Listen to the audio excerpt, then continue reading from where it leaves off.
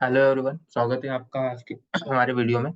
तो आज हम बात करेंगे कि लिस्ट आइटरेशन कैसा होता है। ठीक है, ये तो पार्ट वन है जिसमें मैं आपको सिर्फ थ्योरेटिकली चीजें बताऊंगा कि थ्योरेटिकली आइटरेशन के बारे में बताऊंगा।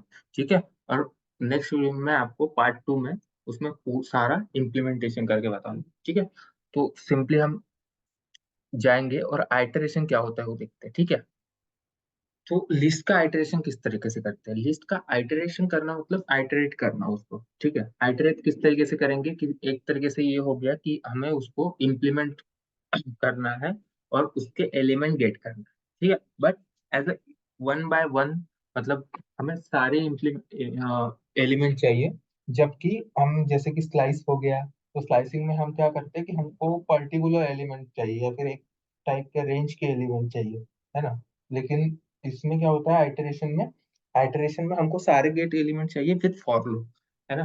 तो हम फॉर लूप की हेल्प से सारा आइटरेट करके देखेंगे। मैं आपको दो टाइप के फॉर लूप होते हैं, तो मैं आपको दोनों टाइप के फॉर लूप बताऊंगा। विद रिवर्स फॉर लूप के भी बारे में बताऊंगा। ठीक है, मतलब रिवर्स किस तरीके से लिस्ट को हम आइटरेट करते हैं। ठीक है। तो सिंपली जो होता है कि कि देखिए, फर्स्ट वाला मैंने लिया है एल इज इक्वल टू 10, 20, 30, 50 और 60। तो आपको तो पता है कि लिस्ट किस तरीके से आइडेंटिफाई किया जाता है, स्क्वायर ब्रैकेट में आइडेंटिफाई किया जाता है ना। तो देखिए, एल इज इक्वल टू 10, 20, 30, 50 और 60। ठीक है। तो मैंने क्या किया, फिर उसका हमको फॉर लूप, फर्स्ट वाला फॉर लूप जो होता है वो रेंज फंक्शन की हेल्प से होता है, और जो सेकंड वाला होता है वो नॉर्मल फॉर लूप होता है ना। तो उसमें हम रेंज फंक्शन का यूज नहीं कर सकते। ठीक है। तो देन फर्स्ट वाला जो फॉर लूप होगा रेंज फंक्शन का, उसमें हमको पहले निकालना पड़ेगा लेंथ। ठीक है। तो लेंथ कैसे निकालते हैं, मैंने स्ट्रिंग वाले वीडियो में बताया था कि लेंथ जो फंक्शन होता है, लेंथ बाय डिफॉल्ट फंक्शन होता है पाइथन में, जिससे हम लेंथ निकाल सकते हैं। स्ट्रिंग की हो गया या फिर लिस्ट की हो गया, है ना। तो देखिए यहाँ पे निकाला हुआ है T is equal to LEN और ब्रैकेट में L। तो अभी देखिए, लेंथ मतलब क्या हो गया कि वो पर लिस्ट की लेंथ। ठीक है। तो लिस्ट की लेंथ हमारी कितनी है, 5 है, 5 एलिमेंट है उसमें। ठीक है। 10, 20, 30, 50 और 60, तो 5 हो गया। तो अब देखिए मैंने क्या किया, रेंज फंक्शन की हेल्प से फॉर लूप चला है। तो फॉर लूप में क्या दे रहा है कि for N in range T. ठीक है। तो रेंज रेंज में क्या रखना पड़ेगा हमको, टी रखना पड़ेगा। तो टी क्या कर रहा है, टी बता रहा है कि इतने ही, मतलब पर्टिकुलर लेंथ पर ही हमको लूप चलाना है। ठीक है। पर्टिकुलर लेंथ पर ही हमको लूप चलाना है। तो मैंने क्या कर दिया, हमने कर दिया प्रिंट एल ब्रैकेट में एन, स्क्वायर ब्रैकेट में एन कर दिया। तो मेरे को क्या मिल गया कि मेरे को सारी चीजें मिल गई, सारी चीजें इन दिस, सारे एलिमेंट मिल गए।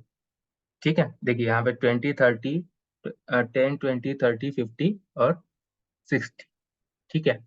तो ये किस तरीके से किया मैंने, रेंज फंक्शन की हेल्प से। ठीक है, जिसमें मैंने फॉर लूप में रेंज फंक्शन का यूज किया। ठीक है। तो और जो नॉर्मल फॉर लूप होता है वो किस तरीके से होता है कि फॉर ए इन एल।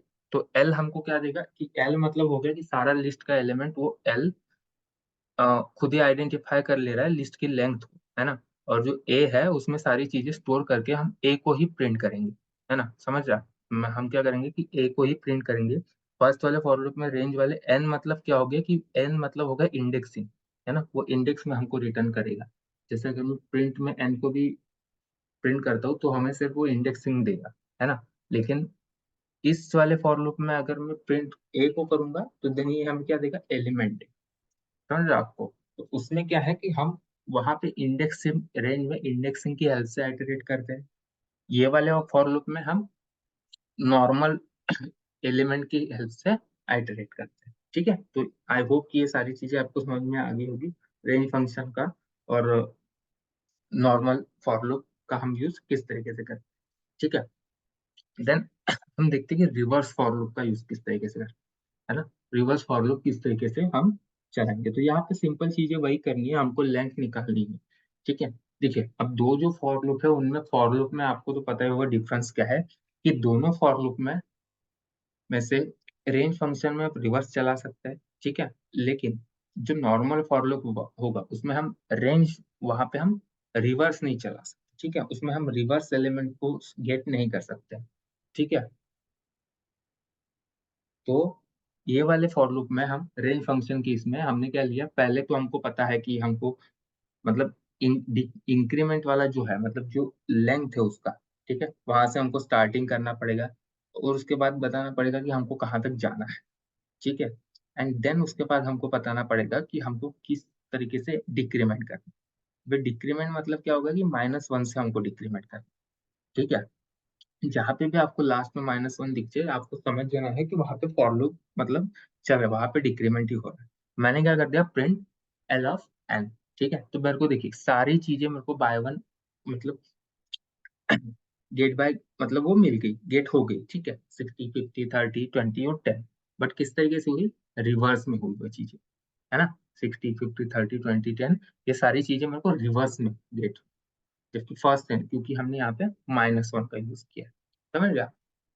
तो गाइज ये हो गया कि हमने यहाँ पे थेरोटिकली सारी चीजें देखी। मैं अगले वीडियो में आपको सारी प्रैक्टिकली चीजें आपको इम्प्लीमेंट करके बताऊंगा। ठीक है, हाँ ठीक है। तो गाइज आज के लिए सिर्फ इतना ही, मिलते हैं अगले वीडियो में, तब तक के लिए थैंक यू वेरी मच।